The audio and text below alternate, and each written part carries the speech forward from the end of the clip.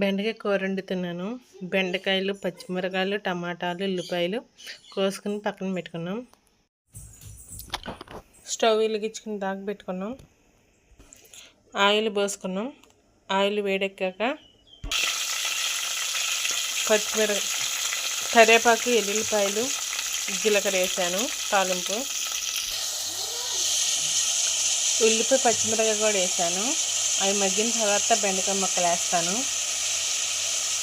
ఇటు చూడండి, అన్నం కూడా ఇప్పుడే కొంచెం కొంచెం ఉడుకుతుంది. ఉల్లిపాయలు మగ్గిన తర్వాత బెండకాయలు వేసాను. బెండకాయలు మగ్గిన తర్వాత టమాటో కాయలు వేస్తాను. బెండకాయలు కూడా ఇంకోండి కొంచెం మగ్గినాయి. టమాటా ముక్కలు కూడా వేసేద్దాం.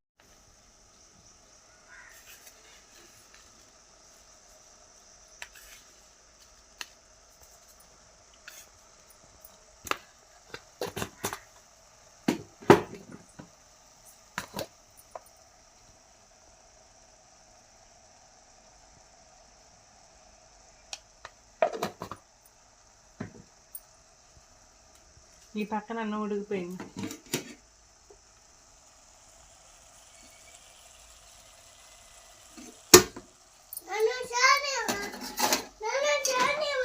పెడతాడా?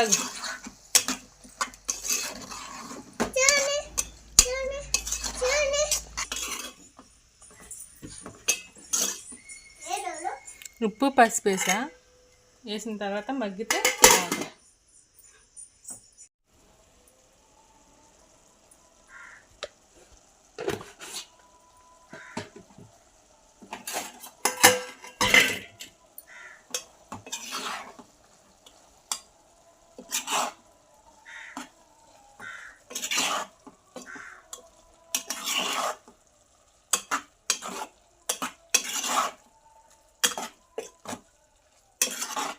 బాగా కనపడుతుంది. కలర్ఫుల్గా బాగుంది. తింటే ఇంకా బాగుంది.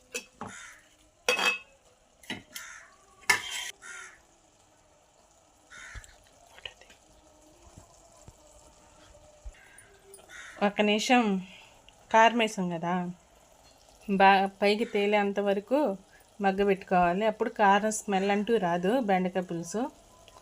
తర్వాత పైకి తేలాక, ఆయిల్ తేలాక అప్పుడు చింతపండు నీళ్ళు పోసుకుందాం.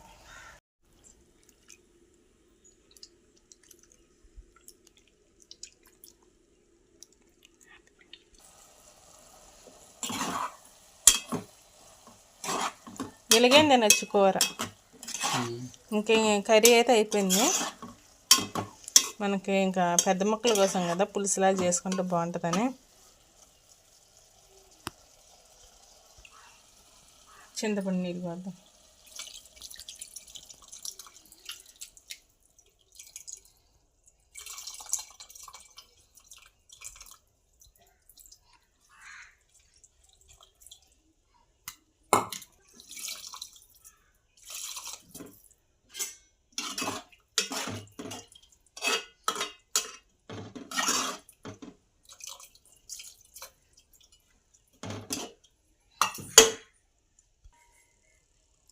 కొంచెం ధనియాల పొడి వేద్దాం.